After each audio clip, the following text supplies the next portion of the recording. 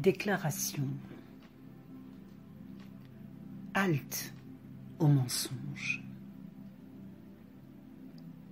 L'ANC ne détient aucun document attestant la victoire de M. Agbeyome Messan-Kodjo à la présidentielle du 22 février 2020. Il y a un moment pour tout et un temps pour toute activité sous le ciel. Un temps pour déchirer et un temps pour coudre. Un temps pour se taire et un temps pour parler. Ecclésiaste, chapitre 3, versets 1 et 7. Après la présidentielle du 22 février 2020,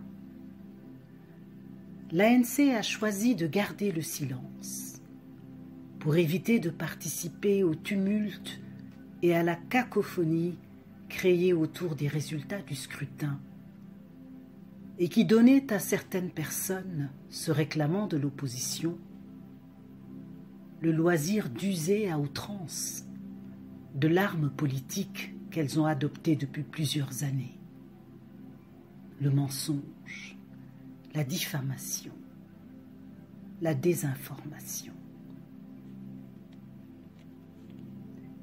Il a fallu attendre 8 mois après la présidentielle pour que l'ANC décide de reprendre la parole à la suite de son Conseil national réuni le 10 octobre 2020 sur le thème, je cite, « Poursuivre la lutte avec rigueur et dans la vérité ». Fin de citation. L'ANC entendait signifier à travers ce thème que la lutte de libération du peuple togolais de la dictature ne saurait être menée qu'avec sérieux, responsabilité et dans la vérité. Elle ne peut s'accommoder de l'usage permanent du mensonge qui gangrène le débat sociopolitique togolais. La pratique effrénée, permanente et grotesque du mensonge manifeste une dépravation morale qui compromet gravement l'avenir de notre pays. Car le mensonge n'est plus l'apanage du seul RPT UNIR. De prétendus opposants s'y délectent quotidiennement.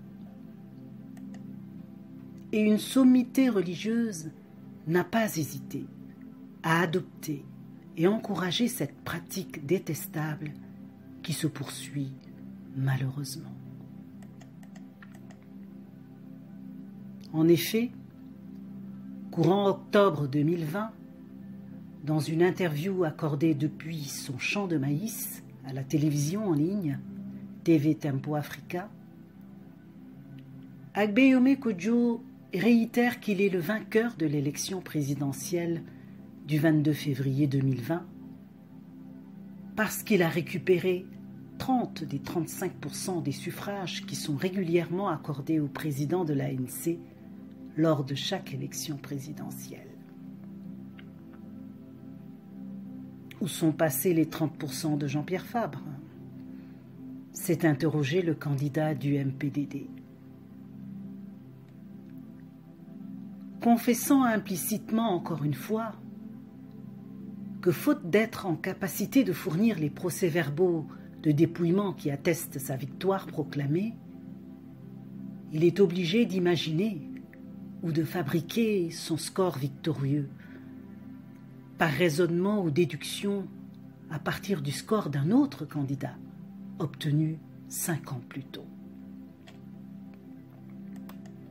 Malheureusement, un score ne se construit pas. Il ne se déduit pas. Il se réalise et se prouve par la production des documents appropriés. Il est parfaitement indécent et surtout irresponsable que Agbeyome Messankodjo se proclame vainqueur d'une élection sur la base de résultats imaginaires qui procèdent d'une construction intellectuelle et demande ensuite à l'ANC, qui détiendrait les preuves de sa victoire réelle, de produire celle-ci. L'ANC veut être claire. Elle ne détient aucun document attestant la victoire de M. Agbeyome Messankodjo à la présidentielle du 22 février 2020. Les résultats en sa possession sont des résultats frauduleux, issus de bourrages d'urnes, de falsification des procès-verbaux des bureaux de vote, etc. Des résultats fantaisistes et inexploitables qui ne sauraient attester ni la victoire d'Agbeyome Kodjo, ni celle d'aucun autre candidat à cette élection.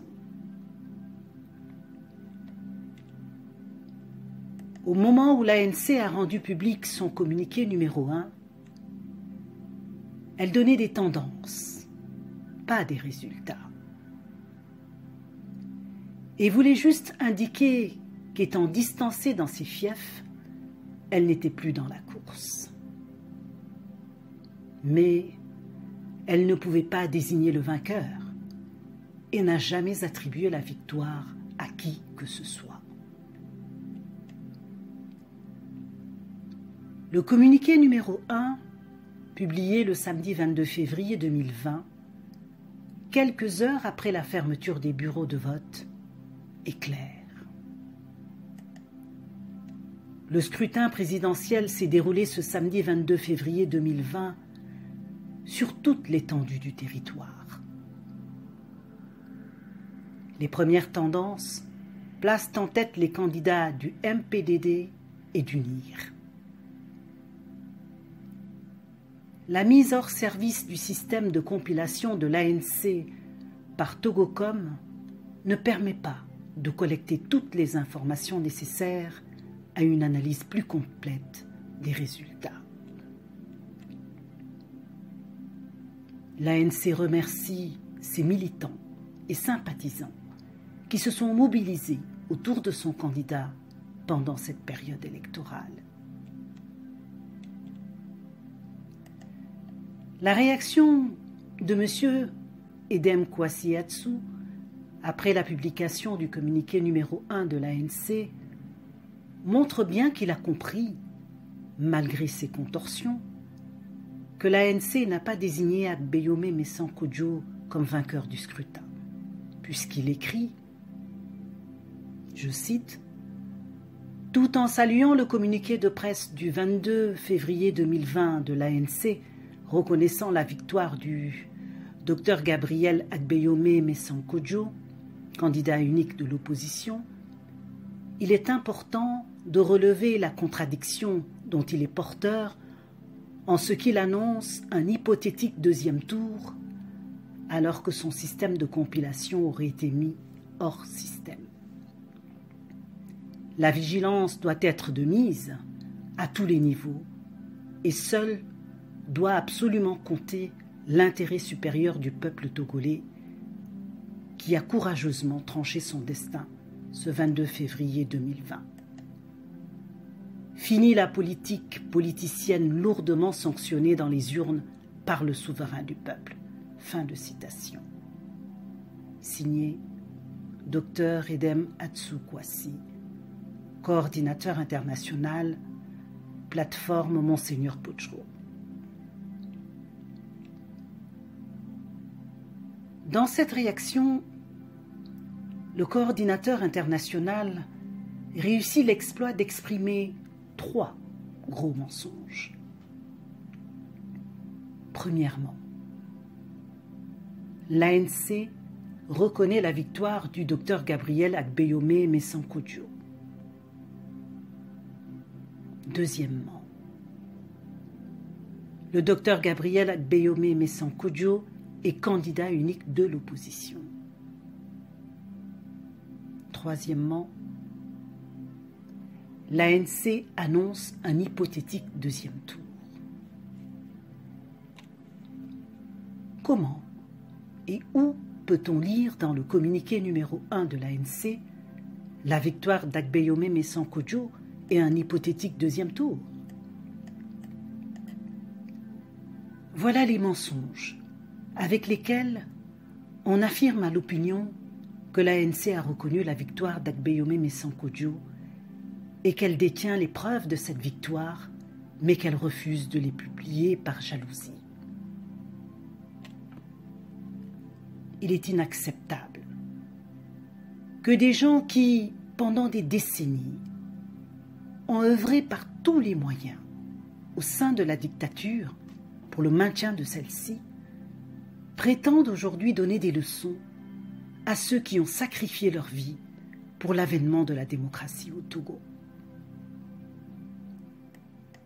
Il est également inconcevable que ces gens, dont le seul mérite est d'avoir été adoptés par une personne âgée, dont le discernement est discutable, importent au sein de l'opposition les méthodes viles fondées sur le mensonge, qui leur ont permis de gravir les échelons dans le système RPT.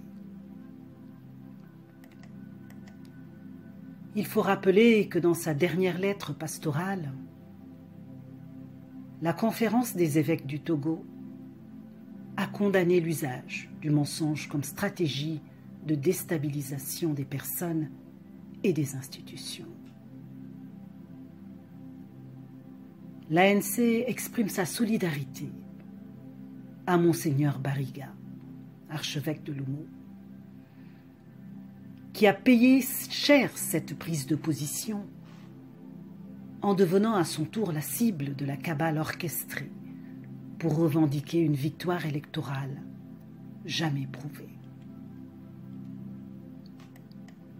La calomnie, la diffamation, les injures de tous ordres qui se poursuivent encore se sont invités dans le débat politique depuis ces 3 dernières années, avec comme cible principale l'ANC. Mais pour maintenir la cohésion de l'opposition et éviter de montrer à l'opinion le spectacle d'une opposition divisée, l'ANC a gardé avec sang-froid un silence responsable. Malheureusement, elle n'a pas été comprise. Certains ont pu considérer ce mutisme comme un signe de culpabilité. Désormais, l'ANC apportera en tant que de besoin toute réponse appropriée, tout démenti, toute clarification, toute mise au point pour démonter et démanteler les machinations et les montages grossiers visant à la discréditer. Et conformément aux directives de son dernier Conseil national, l'ANC entend, par la rigueur et dans la vérité, sortir l'opinion de la confusion actuelle en vue d'une remobilisation des populations pour revendiquer des réformes politiques consensuelles. En vertu de ces mêmes directives, l'ANC recherchera une synergie d'action politique avec des partenaires sérieux et responsables, fiables et réellement engagés aux côtés du peuple togolais pour réaliser l'alternance et le changement démocratique. Comme l'enseigne Bouddha, il s'agit, tâche ô combien ardue, de vaincre les menteurs par la vérité. Lu pour vous par Béatrice Manavi Akinocho.